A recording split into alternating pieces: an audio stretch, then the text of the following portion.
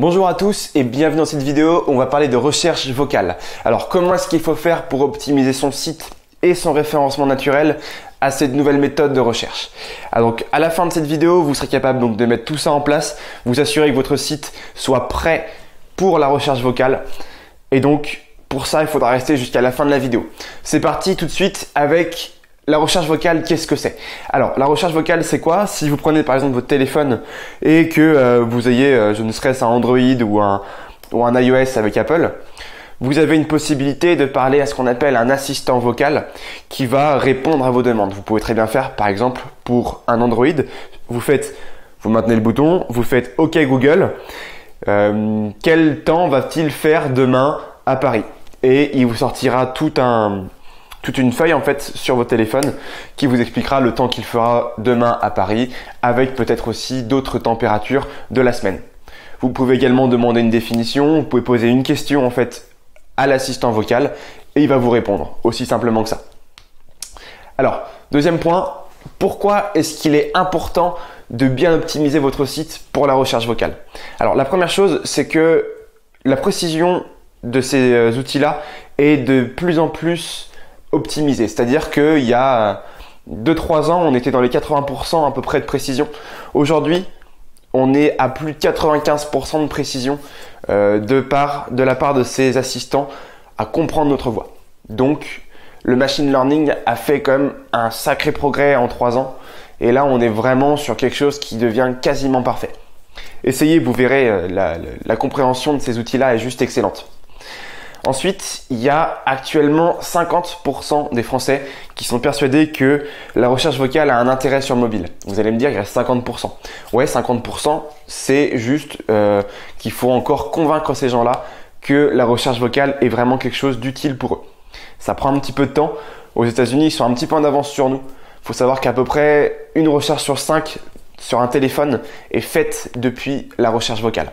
Et ça, c'est encore aux États-Unis. En France, on en est un petit peu loin encore. Encore une chose, à Stanford, ils ont prouvé que la recherche vocale pouvait se faire 3 fois plus rapidement que lorsqu'on tapait sur un clavier. Donc un gain de temps assez conséquent. Et maintenant, on va parler simplement de l'optimisation de son site pour le référencement naturel. La première chose, ça va être, donc pour optimiser son site, première chose, ça va être les bases. On ne peut pas échapper aux bases du référencement naturel. C'est-à-dire qu'il faut que votre site soit compatible pour les mobiles, que vous ayez un site qui soit responsive design. Pas de possibilité de faire autrement. Deuxième point, c'est d'avoir un site qui charge rapidement. Ça également, c'est super important. Si votre site ne charge pas assez rapidement, ce sera impossible d'arriver en résultat de recherche vocale. Troisième point, c'est d'avoir un site qui soit bien optimisé, que votre page soit bien optimisée pour les moteurs de recherche. Je vous mettrai un petit lien vers un article que j'ai écrit qui vous explique tous les points à reprendre pour que votre site soit bien optimisé. Du moins vos pages. D'accord? Deuxième point, ça va être s'assurer de l'intention de recherche de la personne. Alors, l'intention. L'intention, c'est quoi?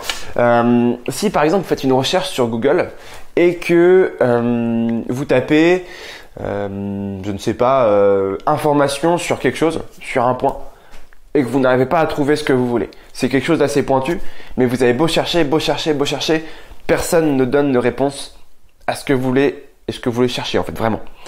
Donc la première chose, ça va être de bien comprendre ce que veut l'utilisateur. Pour ça, il va falloir trouver les bons mots-clés. Vous avez plein de logiciels qui vous permettent de trouver les mots-clés adaptés à ce pourquoi vous écrivez. D'accord? Donc trouvez le mot-clé que s'attend l'utilisateur à trouver sur les moteurs de recherche. Un mot-clé correspond à un contenu qui répond vraiment à la demande. Pour ça, il y a plusieurs questions qu'on peut se poser, plusieurs pronoms interrogatifs. Le premier, les deux premiers, ça va être quoi et qui. D'accord? Quoi et qui, c'est la phase en fait où on vient à chercher des informations. D'accord? Après, la phase supérieure, c'est comment. Donc maintenant qu'on est informé sur quoi et qui va pouvoir faire la chose qu'on cherche, c'est comment faire la chose qu'on cherche. La troisième étape, ça va être le quand. Quand est-ce qu'on peut faire cette chose-là? Et la quatrième qui correspond à une attention vraiment forte de la part de l'utilisateur d'aller de l'avant, ça va être le où. Où est-ce que je peux faire cette chose-là? D'accord? Prenons par exemple l'exemple du consultant SEO. C'est quoi un consultant SEO? Qui est consultant SEO? Deuxième question qu'on va pouvoir poser, c'est comment travaille un consultant SEO? Troisième, c'est quand est-ce que je peux faire appel à un consultant SEO? Et la quatrième question qui montre la plus forte intention, c'est où est-ce que je peux faire appel à un consultant SEO? D'accord? Vous voyez en fait que selon le pronom interrogatif, on a quelque chose qui est complètement différent en termes d'intention. Si je recherche des informations sur un consultant SEO et son métier, et que je tombe sur où engager un consultant SEO, l'intention n'est absolument pas la même. D'accord? Donc il faut aussi comprendre que le sens de la phrase va changer aussi cette intention-là. Souvenez-vous de ces pronoms interrogatifs, ça fonctionne bien. Troisième point, ça va être les FAQ.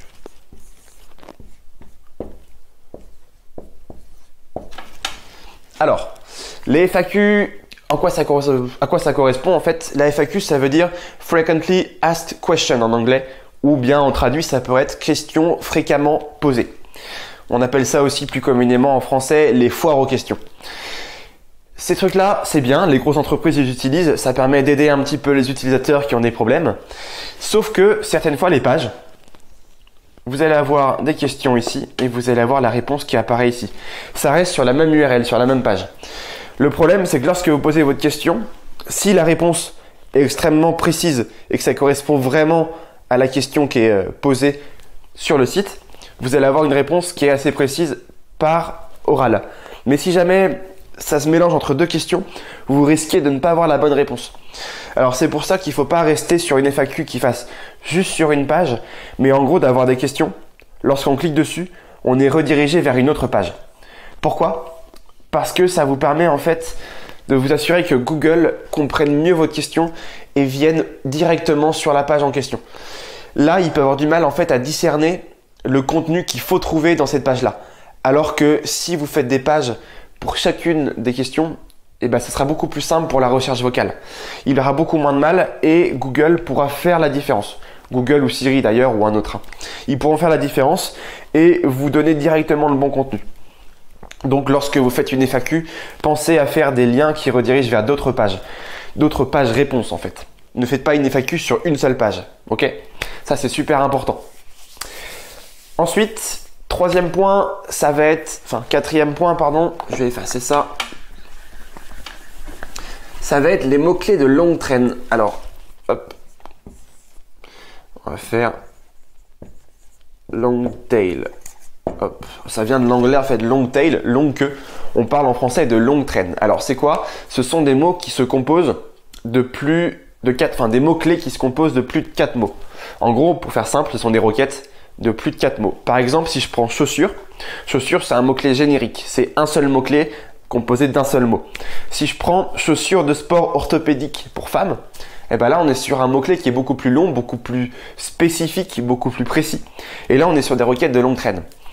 En fait, lorsque vous prenez votre assistant vocal et que vous faites une question à l'assistant vocal, on a tendance à être plus bavard qu'on ne l'est en tapant sur Google. Et on se rend compte que optimiser son site pour des mots-clés de longue traîne, eh bien, va permettre de cibler beaucoup plus ses recherches vocales. Donc, vous allez beaucoup plus facilement apparaître dans vos recherches vocales grâce à la longue traîne. Cette longue traîne, elle est super importante. Optimisez vos mots-clés pour ça. Et d'ailleurs, je vous mettrai aussi en définition là un petit lien qui s'appelle Answer the... Hop là. On va faire comme ça. The Public. Answer the Public. Alors en gros, c'est un logiciel dans lequel vous mettez votre mot-clé. Et de votre mot-clé, il vous trouve plein de requêtes en longue traîne. Que ce soit des questions, des comparaisons. Enfin bref, il y a beaucoup de possibilités. Vous allez voir, c'est un outil qui est génial et qui en plus est gratuit. Donc utilisez-le, vous aurez un lien dans la description. Et cinquième point, à chaque fois je me trompe d'un rang, c'est ce qu'on appelle les positions 0. Alors,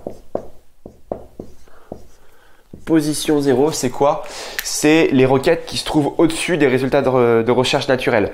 Si vous faites une recherche sur une question toute bête, vous allez avoir résultat 1, 2, 3, 4, 5, 6, etc. Et des fois, on a un encart ici, hop, avec une petite image, du texte, et là, on a son lien. D'accord? Ça, c'est ce qu'on appelle aussi les featured snippets. C'est aussi connu sous ce nom-là. Le but, ça va être d'optimiser vos requêtes pour apparaître en position 0. Alors pour ça, qu'est-ce qu'il faut faire? C'est déjà s'assurer de l'intention de recherche tout en posant des questions. C'est super important. Et ça va être d'utiliser la longue traîne. Tout ça, c'est super important pour arriver en position 0. Hop. D'accord? Ça, c'est d'abord les premiers points sur lesquels vous devez travailler.